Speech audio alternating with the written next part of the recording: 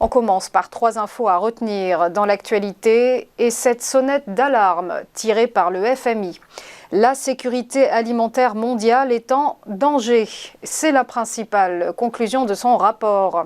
Selon l'institution, le conflit provoqué par la Russie en Ukraine menace les équilibres alimentaires planétaires. Le FMI qui alerte également sur la sévère récession qui plane sur l'économie ukrainienne. Son PIB pourrait en effet se contracter jusqu'à 35% si la guerre s'enlise. À minima, il va plonger de 10% en 2022, estime le Fonds monétaire international.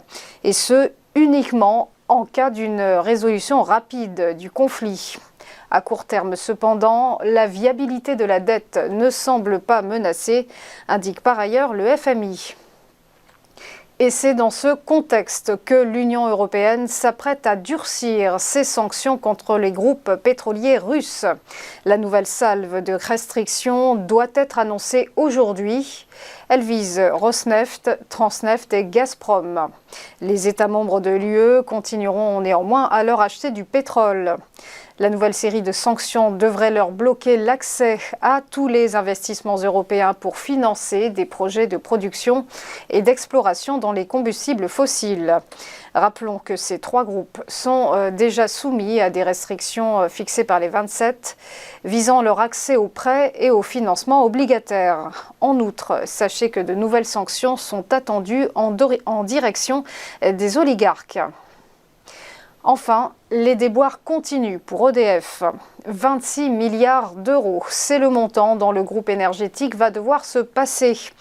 Vente d'électricité à bas prix, blocage des tarifs par le gouvernement et problèmes de corrosion de son parc nucléaire. De nombreux soucis qui ont contraint EDF à revoir à la baisse ses prévisions d'exploitation.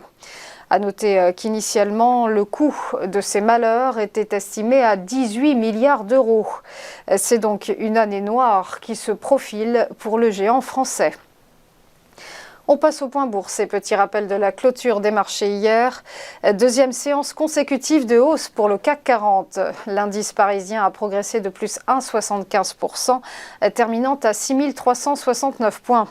À Francfort, le DAX a poursuivi son embellie également, plus 2,21% à 13 929 points.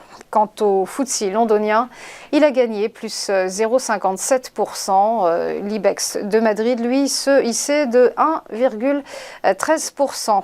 Du côté de Wall Street, c'était un ordre dispersé. Le Dow Jones est resté à l'équilibre, tandis que le S&P 500 fléchissait de moins 0,74%. Et quant au Nasdaq Composite, il lâchait moins 2,04%. Enfin, un dernier mot concernant le Nikkei, l'indice japonais qui grappille 0,15% ce matin. Voilà, restez avec nous, à tout de suite pour ChronoCAC.